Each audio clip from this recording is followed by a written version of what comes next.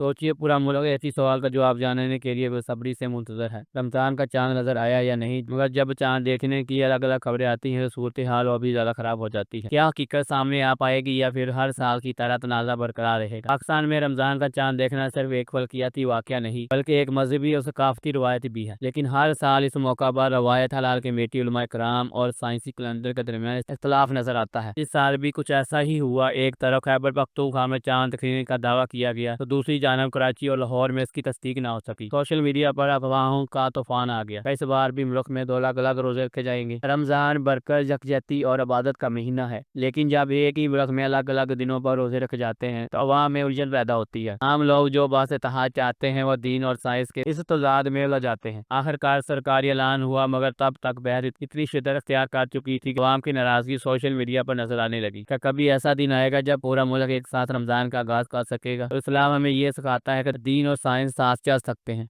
बस इनके लिए इत्तेहाद हम आहंगी की जरूरत है। अगर आपको ये वीडियो पसंद आई हो तो लाइक, शेयर और कमेंट करें, और मज़ीद दिलचस्प मालूमात के लिए हमारे चैनल को सब्सक्राइब करें।